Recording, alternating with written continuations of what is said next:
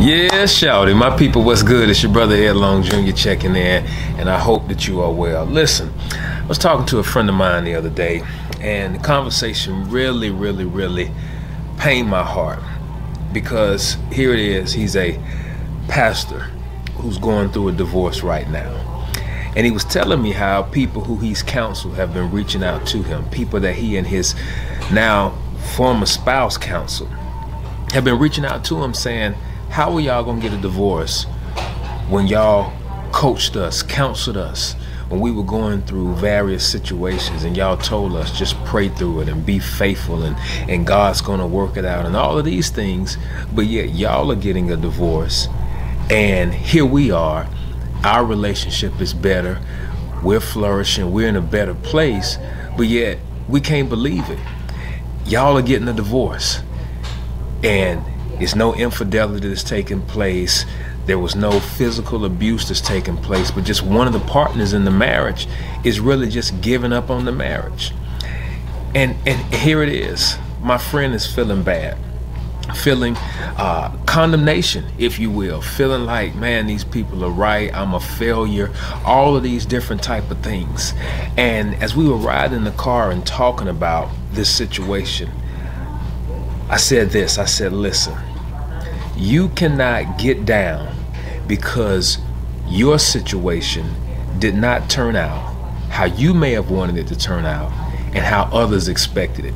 I said it's actually pretty jacked up that they were hoping that you had some reason like infidelity or physical abuse or abandonment or something else. They were looking for something that they can say, oh, well, this justifies the divorce. Well, even in those justifications, it means that more pain would have been perpetuated. I said to him, I said, listen, you tell someone who comes at you and says, how is your going to be failed, your marriage going to be failed, but yet you coached us into success. Maybe that was the whole point, to coach you into success. Sometimes us as practitioners in whatever our field of study is, whatever our occupation is, sometimes we have the skill sets to help others in ways that we couldn't even help ourselves. You know, a director can direct a film play and tell the actors what to do, but not be able to do it themselves. When I played ball in high school, playing football, my coaches were 40 and 50 and 60 years old. They were telling us the things to do that they couldn't even do themselves. But if we did it, we would get great manifestations in our life. If we touch someone like this and push them, we could push them back and open up a hole for the running back to run through. If we went through the proper steps to tackle someone, we could grab them, pull them, and drive them, and it would work. At this point in my life, I have some physical ailments concerning my back that I can't play football the same way I did back in the day. Y'all watched the video where Deion Sanders, in my opinion, the greatest defensive back to ever play the game, arguably the greatest defensive player to ever play football, just had 2 toes amputated. At one point, he was like the fastest guy in the NFL. Now, we don't know. But as he's coaching the Jackson State University, if he tells these guys to do something, if they do it, they will see the manifestations. Now, he can turn around and tell himself to do the same thing, and it may not materialize for him. It doesn't mean it's not true. It just means that maybe there are some other factors that you don't know.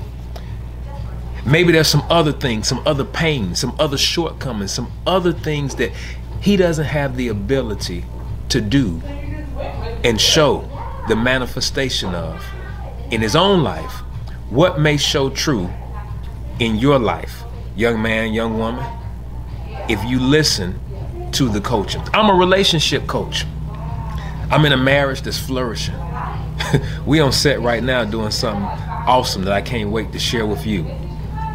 But it doesn't mean that we are invincible. I've done over 20 weddings.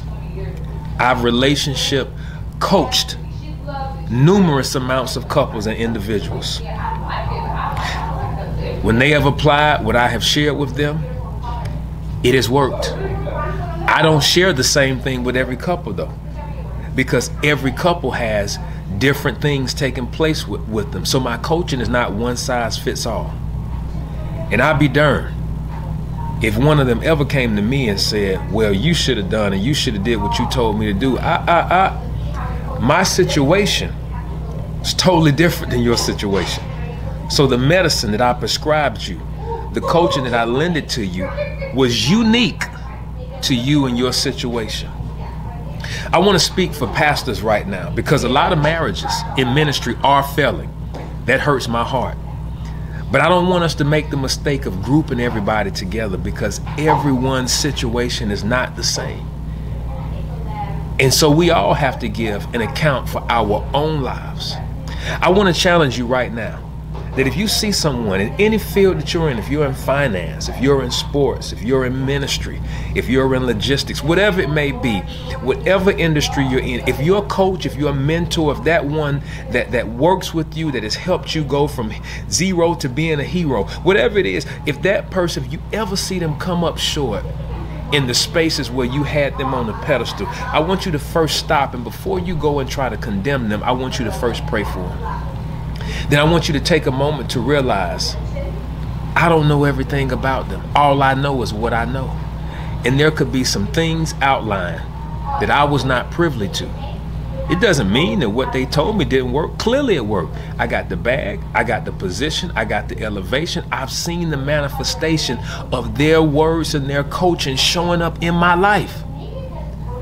But for some reason, something took place here. And what they need is not my condemnation. What they need is my love, my unconditional love and support. I challenge us all to not see people as what they're going through, but see people for who they truly are. This is your brother Ed Long Jr. None of us are above coming up short. Matter of fact, Paul told us we all come short of the glory of God. And that's why we need the grace. I love y'all. Don't stop. Keep going. Cheer.